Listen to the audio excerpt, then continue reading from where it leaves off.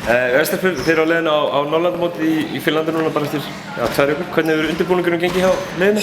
Bara mjög vel. Já, bara vel. Það er eftir að koma. Eru það að æfa á hverjum degi núna eða hvað? Já, svona næstu í. Já, við erum búin að æfa bara helgar og núna er þetta bara eiginlega alltaf dagar. Já.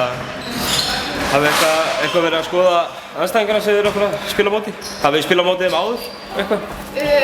Þetta var svona æfingamóti fyrra sem fórum í Danmark. Já. Og vorum svona bíó og sérlega og var ekki alveg þau bestu í komandi. Þannig að þið kannski eru svolítið að renna blint í sjón með móti hverju þið eru að fara að spila? Já, eiginlega. Við þurfum að vera vel búnar kannski. Já. Hvað myndið þið telja svona helstu styrkleika þessa undir 16 ára liðs? Svona hvernig körfubolta eru að spila? Hvað eru það hérna að fara út með hérna? Við erum að snugga, já, mjög mikið hraði og við erum gott varnarlið, já. Já. Eru þið þá að stela boltanum og keyra í hraðflug og æfa það? En svona veikleikarnir, er það kannski þá, eins og ég segi, hæðin? Já, hæðin hjá okkur, já, klárlega. Vitið þið af einhverjum stórum stelpum sem þið eru að fara að berjast á móti? Það er alltaf örugglega miklu stærri en við, sko. Já, svoleiðis. Hvernig metið þið annars möguleika liðsins núna?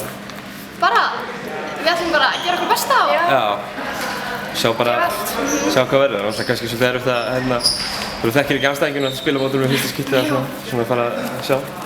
Herru, takk fyrir þetta. Já, takk svo leiðis.